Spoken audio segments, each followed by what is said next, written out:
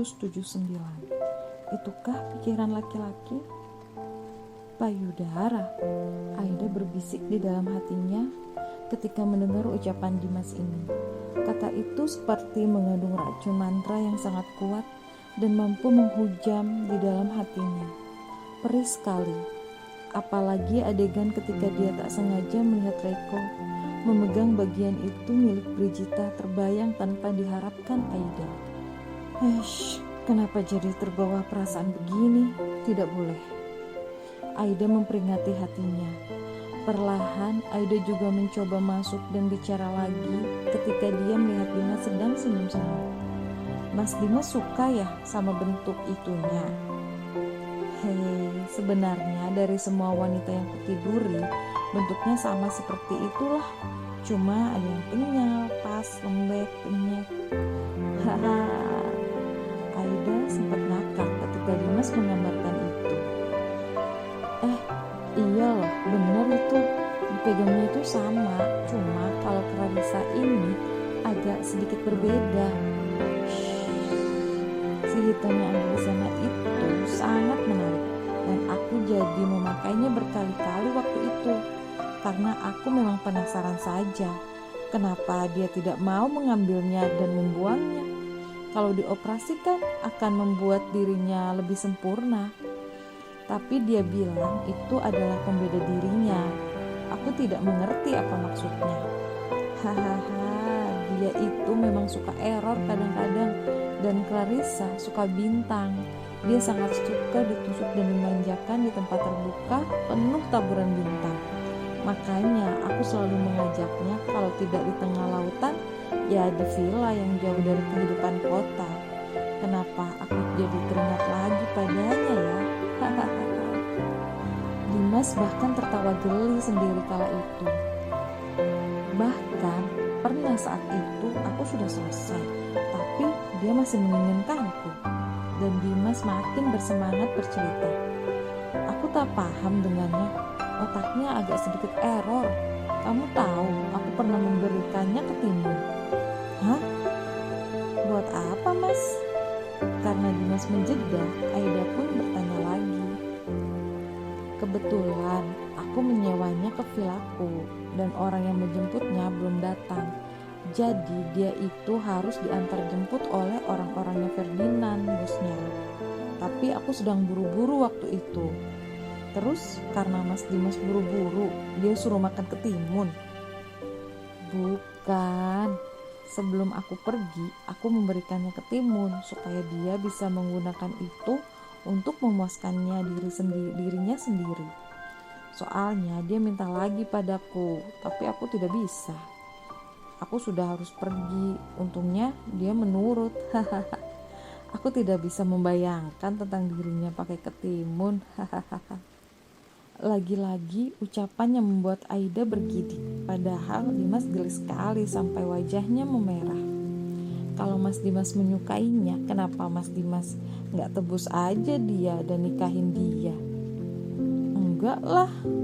Dimas menggelengkan kepalanya pelan. She's the goddess of night, Aida.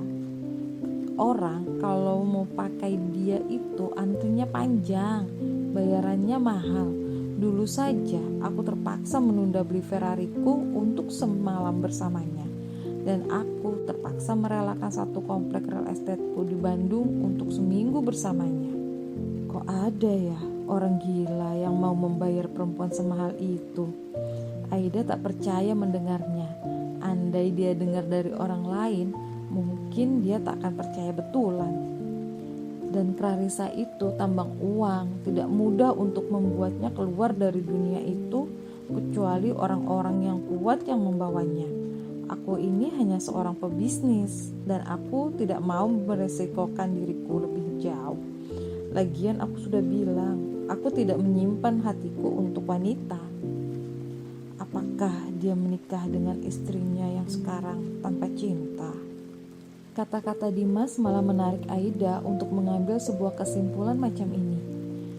Ya ampun, aku sampai negatif thinking sama orang. Aida mencoba melupakan pikirannya ini. Mas Dimas gak jijik tidur dengan wanita ganti-ganti. dan malah bertanya begini, ya enak aja sih bisa nyobain banyak perempuan, yang mana aja. Ya yang tadi aku bilang itu, aku tidur dengan mereka, tapi aku gak pakai hatiku, gak pakai perasaanku. Mereka semakin jauh dari apartemen Reiko, tapi Aida masih tak menyadari ke arah mana Dimas membawanya. Dia sudah terlalu terfokus dengan obrolan ini. Lagian sudah seminggu juga kan dia tidak bicara dengan manusia secara normal. Berarti yang masih pakai perasaan cuma sama perempuan yang tidur berkali-kali itu. Oh itu. Enggak, bukan. Aku enggak sama sekali suka sama Clarissa, tapi memang dia enak dipakai dan dia itu manja banget. Aku suka kalau dia lagi mendayu suaranya di ranjang sama bagian depannya, gede dan bikin puas. Pas itu kenyangnya dan dia nggak pakai obat apa-apa. Itu natural. Ya benar, yang dikatakannya benar. Kalau semua laki-laki memang menyukai itu. Dia tidak berbohong padaku soal bagian depan itu. Aida sedikit insecure dengan obrolan ini, karena Dimas sepertinya tak sadar sesuatu kalau Aida sedang menelusuri lebih jauh soalan kesukaan pria yang ingin dicari tahu olehnya. Kalau begini ceritanya, berarti Mas Dimas membanding-bandingkan istri Mas Dimas sama dia dong, sama perempuan-perempuan yang udah Mas Dimas tidurin. Enggak lah, ucap Dimas menggelengkan kepalanya. Aku bersama mereka itu main-main dan aku ingin coba-coba. Tapi kalau bersama dengan istriku, aku ingin membina masa depan kami dan membentuk keluarga, lalu membesarkan anak-anak kami. Itu urusannya lain, dan aku tidak melihat kekurangan istriku. Aku mencoba menerima semua yang dia miliki, mau itu lebih ataupun kurang. Karena istriku bukanlah mainan, tapi dia adalah bagian dariku. Andaikan aku punya seorang suami yang bisa bicara begitu tentang aku, yang bisa menerimaku apa adanya dan tidak menjadikanku mainan atau serepnya, menjadikan aku bagian darinya meskipun aku memiliki kekurangan seperti ini. Kata-kata Dimas tentang istrinya membuat Aida iri. Untuk Aida, orang seperti Dimas yang sudah melihat banyak wanita tentu tidak akan mudah terpuaskan dengan satu wanita. Makanya dia tidak menyangka kalau Dimas bicara macam tadi. Itu sangat menggetarkan hatinya. Apalagi selama aku sudah menikah, aku tidak pernah lagi bermain dengan wanita manapun. Aida, cukup tidak cukup, aku punya istriku di rumah dan itulah dia milikku. Saat Dimas bicara begitu dan tersenyum, seakan-akan memang dunianya sudah terpuaskan dengan wanita yang bersamanya, tak mengharapkan yang lainnya. Bagiku, Clarissa yang cantik itu pun sudah tidak bisa dibandingkan dengan istriku, karena dia adalah wanita yang mau berkorban untuk melahirkan putriku. Jadi ya sudah, itu masa lalu. Apakah mungkin kau bisa melepaskan ratu lebah itu dan menerimaku menjadi satu-satunya untukmu? Ada selentingan seperti ini tiba-tiba di dalam hati Aida.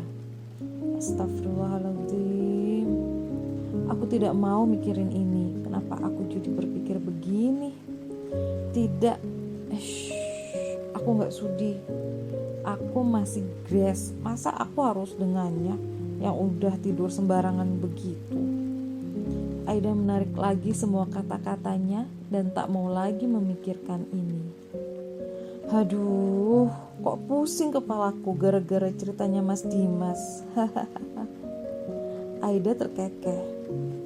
Pusing karena kamu belum makan. Dan Aida tak menjawab karena memang betul yang dikatakan Dimas. Ini sudah hari ke-7 aku gak makan nasi. Rasanya memang sangat lapar sekali. Dan sebenarnya yang aku ingin makan itu masakan dia. Aku mencium baunya dan aku benar-benar ingin menangis waktu aku melihat dia memasak dan sepertinya enak. Ya ampun. Memang mungkin aku harus makan dulu kali ya. supaya bisa melupakan rasa masakannya. Aida tak bisa membohongi dirinya kalau memang dia sudah rindu sekali untuk makan nasi. Entahlah berapa berat badannya turun, tapi Aida memang merasa tubuhnya lebih ringan sekarang. Sudah pasti dia akan kehilangan bobot badan karena tidak makan. Yuk, kita berhenti di sini nih. Makanan di sini enak loh. Dimas bicara dan dia memang sudah melewati sebuah pintu gerbang tadinya. Tapi pintu gerbang itu juga tak dilihat oleh Aida. Dan dia memang tidak fokus dari tadi, kecuali pada pembicaraannya dengan Dimas. Kita makan dulu ya, biar kamu punya tenaga sebelum kamu ketemu sama keluargamu ya. Dimas sudah nyeletuk lagi di saat Aida mencoba menerka-nerka. Ngomong-ngomong, ini di mana Mas Dimas? Aida masih celingak-celinguk. Dia tak yakin ada di mana. Ini di pantai loh. Pantai? Sejenak dia diam berpikir. Namun sesaat kemudian bibir Aida tersenyum dan matanya berbinar-binar tak lagi menatap Dimas. Aida menjadari beberapa poster yang ada di sana juga. Wah, jadi ini jalan ke pantainya Mas Dimas? Iya, kenapa? Enggak, Aida malu-malu. Kok jalan ke pantainya kayak mau ke perumahan ya Mas? Kayak mau ke perumahan elit, bagus banget. Kata-kata Aida yang membuat Dimas tersenyum simpul. Ya iya, memang begini jalannya. Dimas bicara di saat dia sedang memarkir mobilnya. Setelahnya, Dimas melirik Aida dengan wajah yang terlihat antusias mengamati jendela di sampingnya. Mas, ini di Ancol bukan? Yeps, jawaban yang membuat Aida menatap Dimas. Wajah Aida masih menunjukkan kebahagiaannya, polos dan memang sesuai isi hatinya. Kamu suka Ancol? Atau kamu baru mau ke Ancol? Mau ke Ancol Mas, jawab Aida semangat sekali. Dia tak berpikir kalau dia baru saja masuk jebakan pertanyaan Dimas. Aku udah lama banget pengen lihat yang namanya Ancol dan baru kesampaian. Alhamdulillah, makasih ya Mas.